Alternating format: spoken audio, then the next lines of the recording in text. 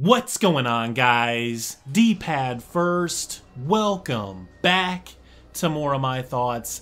And in this video, those of you that know me and know me pretty well, at least in terms of some of the games that I like, you knew this video had to be made. I knew it was coming at some point, and the information kind of leaked out and confirmed it for me the day before anyway. But Evil Within 2 has been announced. Now, I'm really excited. Obviously, Evil Within, Alien Isolation, and Dying Light, all kind of like in that top 3, top 5 discussion for my games of the generation. You can go back and forth and talk about, Alien Isolation and Evil Within because they both kind of came out around the same time. I think they were about like a week apart exactly, right? One came out like on the 7th of October and the other one on the 14th. If I'm not mistaken. You can go back and forth and say, no, this one's better, this is the better horror game, whatever.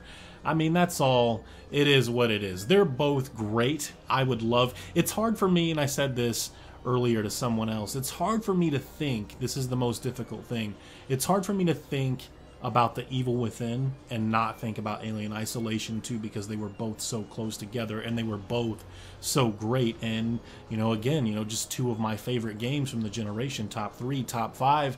So while the Evil Within 2 is really exciting and I can't wait to play it, it sucks that we'll probably never get a sequel to Alien Isolation. And they basically, without spoiling too much, they basically set it up for that.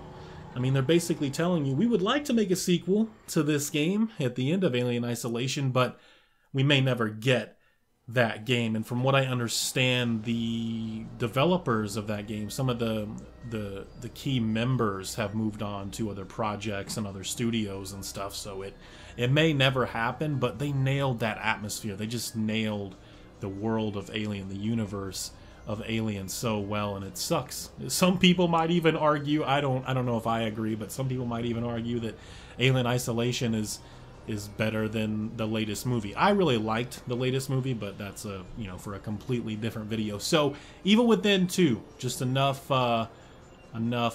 sucking the cock of Alien Isolation. Evil Within 2, Mikami is back. I don't think he's like the creative director or anything this time, but he's still playing a big role. I think it's executive producer. So he is heavily influencing this game. He is still heavily involved, and I would imagine he has a pretty big say over a lot of the things that are happening in this game. So that alone makes this exciting. I still think it could have been a good game without him. I mean, you build on the foundation that you had with the original game, and you go from there. Some people are saying it looks like they ramped up the action and the horror, all the way to 11. And based on what I've seen, I would say that that's pretty accurate.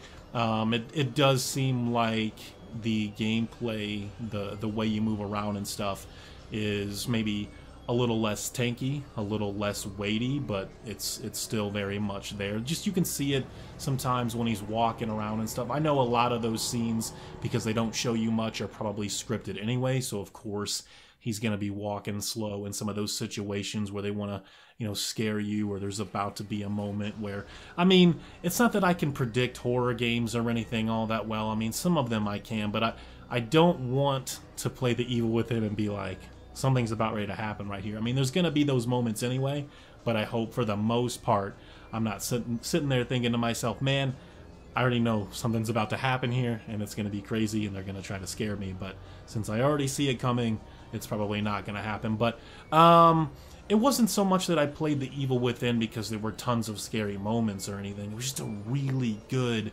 horror game, a really well-made survival horror game.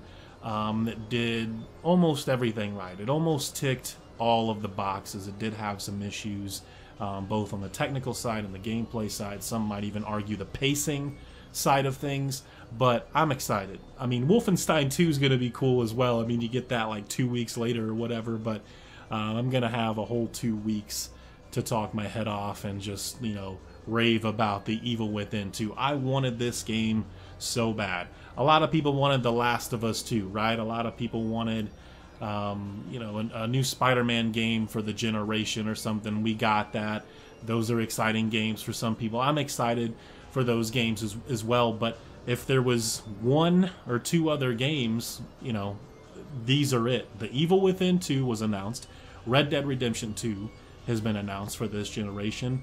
And then it's like, you know, toss up between I would love an Alien Isolation sequel at some point, even if it's not this generation. And I always say this, but I would love for 2K Football to come back. You know, those games would be highly anticipated for me. And then you got stuff, of course, like Left 4 Dead 3 and Half-Life 3, but it almost, I don't want to say it seems clear, but in many ways it does, that Valve doesn't really have a lot of interest in making games anymore. And if they do, they're going to be games that they can make tons of money off of after the fact. So even after you pay for the game, they're going to want to make games where they can, just take even more of your money. So this game is already up on the Steam store. Thinking about buying it because I just don't know why.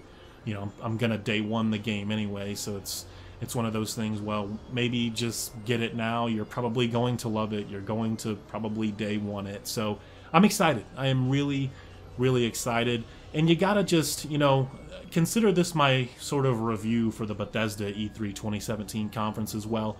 You gotta really tip your hat to Bethesda because, you know, more and more they're starting to do that thing where they announce games that are coming out in 6 months or less, to a year or less, from when they're announced. You know, these two games, the two games that they had last that pretty much saved that show from being an absolute disaster and worse than EA. I mean, it's, you know, Evil Within and Wolfenstein 2, like right there at the end. I was really expecting something from Starfield, and it really felt like they were trolling with like the spacey type background and all the stars and, you know, different galaxy stuff that you can see in the background up there on stage.